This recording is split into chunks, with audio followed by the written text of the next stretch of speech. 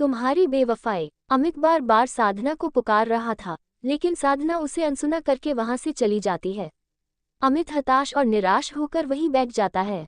सड़क के किनारे पटरी पर न जाने कितनी देर वह बैठा रहता है, सोचता रहता है। फिर किसी तरह हिम्मत जुटाकर साधना को मनाने चल देता है। इधर साधना आंखों में आंसू लिए तेज तेज कदमों से अपने घर की ओर चल दी थी। घर पहुंचकर साधना सीधे अपने कमरे में जाकर पलंग पर लेट जाती है। तभी उसकी मम्मी शोभा जी उसके पास आती है। बेटी क्या बात है, बहुत परेशान लग रही है। अमित से लड़ाई हो गई क्या?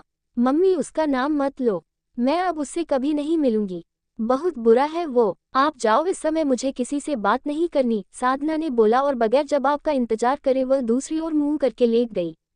शोभा जी बाहर ड्राइंग रूम में आकर बैठ गईं। साधना की परेशानी ने उन्हें भी परेशान कर दिया था। आखिर ऐसी क्या बात थी जो साधना इतनी परेशान है? यही सोचकर शोभा भी इधर उधर टहलने लगती है। तभी डोर बेल बजती है। शोभा जी गेट खोलती है तो सामने अमित खड़ा था। आंटी जी, साधना है क्या? शोभा जी ने उसे ड्राइंग रूम में बिठाया और पूछा, बेटा क्या बात हो गई, वो बहुत परेशान है। कुछ नहीं आंटी, बस ऐसे ही गुस्सा हो गई, क्या मैं उससे मिल सकता हूँ? शोभा जी के हाँ कहने पर अमित साधना के कमरे में पहुंच जाता है। अचानक अमित को देखकर साधना उठकर बैठ जाती है और जोर से चिल्लाने लगती है, चले जाओ यहाँ से, आज के बाद मुझसे मिलने की कोशिश मत करना। अमित बार बार साधना को मनाता रहा, लेकिन वह उसकी शक्ल भी नहीं देखना चाहती थी।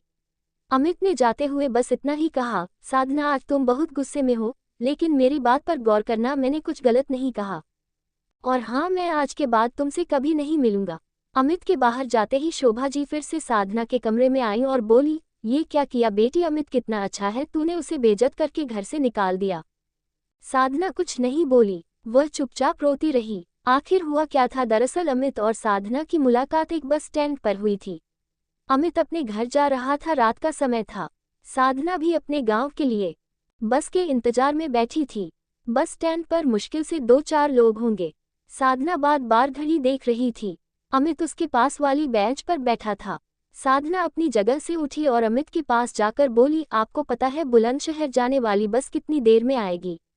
आपको बुलंदशहर जाना है? अमित ने पूछा तो साधना बोली, हाँ, वहां से आगे गांव में जाना है। अमित ने कहा, मेरी बात मानिए तो वापस चली जाइए, यहाँ बस का कुछ पता नहीं कब आएगी, रात ज्यादा हो रही है। अगर बस आ भी गई तो रात को 2 बजे आपको बुलंदशहर उतारेगी। रात में गांव कैसे जाएंगी? सुबह की बस पकड़ लेना। साधना डर गई, मेरा कोई और ठिकाना नहीं है, क्या मैं यहाँ रुक सकती हूँ? अमित ये सुनकर बोला, नहीं, यहाँ सेफ नहीं है, आप इस शहर में किसी को नहीं जानती। साधना ने डरते हुए कहा, मैं यहाँ किसी के बुलाने पर नौकरी के लिए आई थी, उसने मुझसे सारे पैसे ले लिए और नौकरी भी नहीं लगवाए, अब वापस जा रही हूँ। अमित बोला, वैसे तो मैं आपको नहीं जानता, पर अगर ऐसा है तो आप मेरे घर चलिए, सुबह तक रुकिएगा और सुबह बस पकड़ लेना। घबराए मत, यही पास में मेरा घर है, घर में मेरी मम्मी है, आप सुरक्षित रहेंगी। साधना के पास कोई साधन नहीं था, वह अमित के घर चली गई।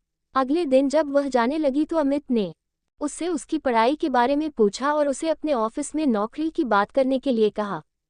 एक दिन और साधना ने रुकने का फैसला किया।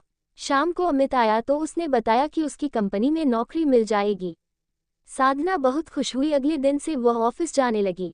बाद में उसने किराए पर एक फ्लैट ले लिया और गांव से अपनी मां को भी बुला लिया। धीरे धीरे अमित और साधना एक दूसरे को पसंद करने लगे। साधना का प्रमोशन हो गया, उसकी सैलरी भी अब बढ़ गई थी। साधना एक अच्छे अपार्टमेंट में शिफ्ट हो गई। मॉडर्न सोसाइटी में उठना बैठना, पार्टी करना उसका रोज का काम हो गया। इधर अमित ने वह कंपनी छोड़ दी, वह दूसरे शहर में नौकरी करने लगा। धीरे धीरे अमित और साधना में दूरी बढ़ने लगी। अमित के दोस्त उसे बताते कि साधना किसी और लड़के के साथ घूमती है, लेकिन अमित इसकी परवाह नहीं करता। धीरे धीरे अमित का भ्रम टूटने लगा। साधना उसका फोन नहीं उठाती थी, मैसेज का जवाब नहीं देती थी। एक दिन अमित अपनी मां से मिलने आया तो उसने साधना को बाहर मिलने के लिए बुलाया। अमित ने साधना के सामने शादी का प्रस्ताव रखा और दूसरे शहर में उसके साथ चलने के लिए कहा। साधना ने साफ मना कर दिया। अमित ने कहा, मैंने तुम्हारे लिए नौकरी का भी इंतजाम कर लिया है, जितना पैकेज यहाँ मिल रहा है उससे अच्छा मिल जाएगा। इसी बात को लेकर अमित और साधना में कहा-सुनी हो रही थी। तभी अमित ने कहा, साधना भूलो मत, तुम आज जो कुछ भी हो मेरी वजह से हो। उस समय तुम मेरे प्यार के लिए तरसती थी, आज मेरा फोन भी नहीं उठाती। साफ साफ बताओ बात क्या है।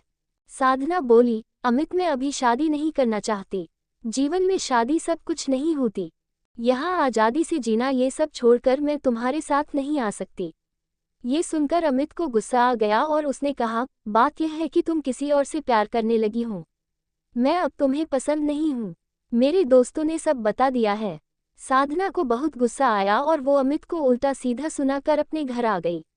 अमित साधना से बेइज्जत होकर अगले ही दिन अपनी मां को लेकर वापस लौट गया। उसने साधना का नंबर भी ब्लॉक कर दिया। साधना अब जिस लड़के को पसंद करने लगी थी, उसकी नज़र साधना के पैसों पर थी। वह किसी न किसी बहाने से साधना से पैसे मांगता रहता था। एक दिन साधना ने मना किया तो उसने साधना को कहीं मिलने बुलाया और उसे बहुत मारा। साथ उसके साथ जबरदस्ती करने की कोशिश की। साधना किसी तरह जान बचाकर अपने घर पहुंची। उस दिन उसे समझ आया कि उसने अमित के प्यार को खोकर कितनी बड़ी गलती कर दी। वह तैयार होकर अमित से मिलने के लिए चल दी। जब वह अमित के घर पहुंची तो पता चला साधना के घर से आते समय अमित कार ड्राइव कर रहा था। वह गुस्से और नफरत में ख्यालों में खोया था। उसकी कार का एक्सीडेंट हो गया और वह और उसकी मां दोनों खत्म हो गए। साधना के पैरों तले जमीन खिसक गई। जिस अमित ने उसे सहारा दिया, वह उसी की मौत का कारण बन गई। साधना रोते हुए घर वापस आ गई। उसने अपनी मम्मी से कहा, मम्मी गांव वापस चलो, अब मैं न यहाँ नौकरी कर पाऊंगी न शादी। दोनों गांव के लिए रवाना हो गए। Thanks for watching. Please like and subscribe the channel for more watching.